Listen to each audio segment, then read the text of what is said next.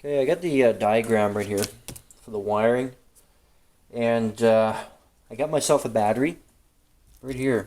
It's a I got it at a company I'm in Canada, so I got this at a place called Gescan. It's GESCAN, and they're electrical wholesaler, and they have these batteries here, and they're lead acid battery sealed.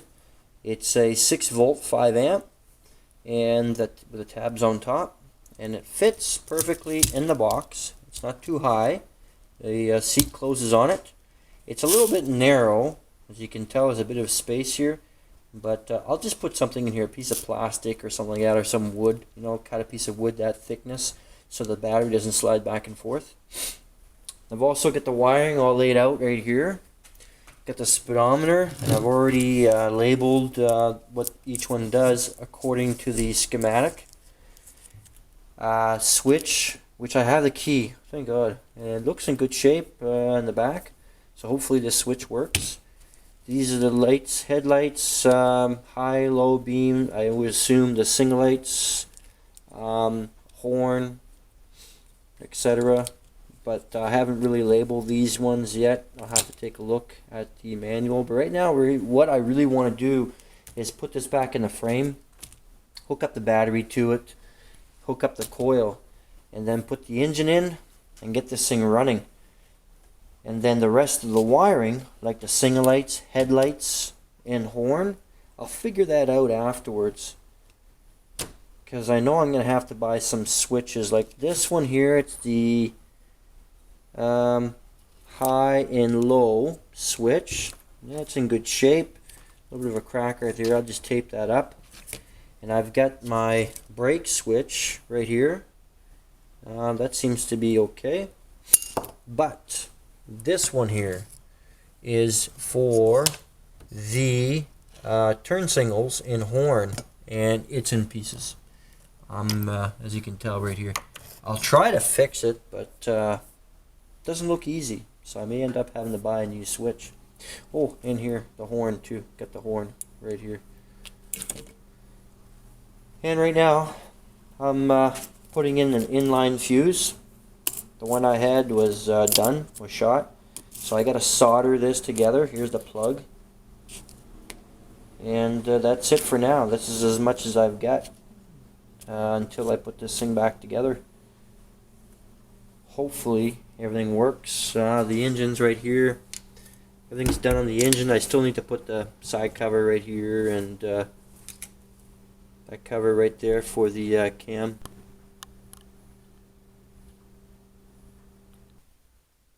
Okay, I finished my harness. Here it is right here. So this is my fuse, my inline fuse. So obviously this goes to the positive side, and the blue line goes to the negative side, as per the wiring diagram for coloring. And here's the end right here. And that, as far as I can tell, plugs into this end. And I'll start labeling everything. These two that come out of this right here, which I believe is the, I'm not too sure, I think it's the relay for the single lights, but anyway, that's the plug for my brake lights. So I got those numbered 2 and 3, matches 2 and 3. Not sure what this lone little bugger does. And these ones here, I haven't looked up the diagram yet, but as soon as I have them labeled, I will post it on this channel. So then hopefully by doing this, it makes it easier for anybody else rebuilding a ct70 for this year. I think all years are almost the same except until you hit the 12 volt system. And I know that some of the diagrams I found did not have the schematic for the single lights. So I guess some models did not come with single lights. Maybe the earlier models. I'm not sure. But for mine, 1974, which is a K3, I had the single lights. The wiring diagram I found was for 70 for 74, so hopefully I'm on the right track. Once I've got this figured out, then I'll be able to put that engine in and hopefully get this thing fired up pretty quick. Okay, one thing you gotta realize about this wiring is that some wires do multiple things. So I've labeled everything. For example, this part right here, that's for the headlight. Well, it does a lot more than just the headlight, I'm telling you. So for example, the red wire coming out right here, that's for the front stoplight. So basically when you pull on the handle in the front for the rear brake, or for the front brake, the rear stoplight will come on. And it also is for the horn. So the other end, see right here, it does two things. It's got two connections that can go in there. And it goes on like this, so there's quite a bit of wiring. And you'll just have to go through it and figure it out. Like I said, I've used the wiring diagram right here, and it worked out quite nice. It is a little hard on the eyes to follow all these lines, but you should be able to do it. If you have any questions, just shoot me a message and I'll do my best to answer it. Okay, I got my wiring in the frame. As you can tell right here, goes through, went to the frame, comes out when the ignition comes out here, and that main harness right here comes out on this side right here. So now it's just a matter of, I'm going to put the coil in. The coil goes in right in there. Right there. I'm going to test the coil first to make sure it's okay. I don't remember testing it at the beginning of my project, so I'm not going to take a chance. I'll test it now.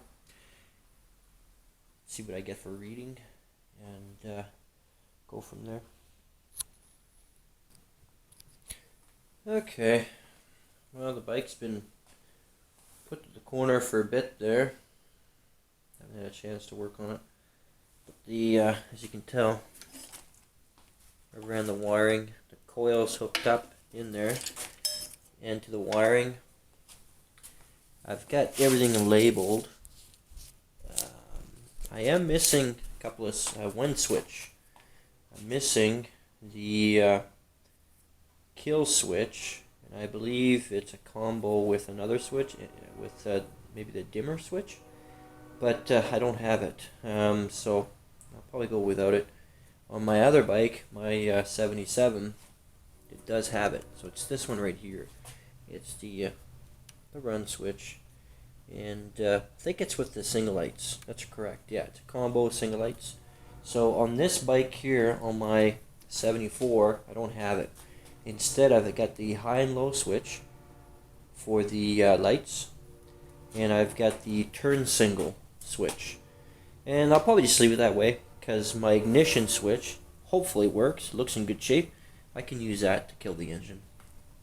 That's probably what I'll use until I can find that elusive switch. From my understanding, it's very hard to get, and I'm quite lucky that I've got it on this one. So I guess the next step now on this bike is going to be putting the engine in and then checking to see if I've got spark. The coil I haven't tested. We'll see. If the coil's no good, I'll order another one. No big deal. And I notice if the stator's no good also, I notice you can get kits, rebuilt kits for the stator. And also, I got myself a battery. A little 6-volt battery right here.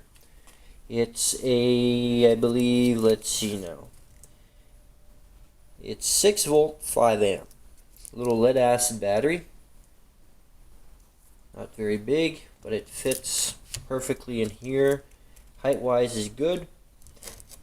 It's not as thick, as you can tell, a bit of a gap right here. I'll just put something in there, a piece of plastic or something, or a piece of wood, just so that it's nice and tight in the case, so it doesn't slide back and forth. But this battery will do fine on this bike.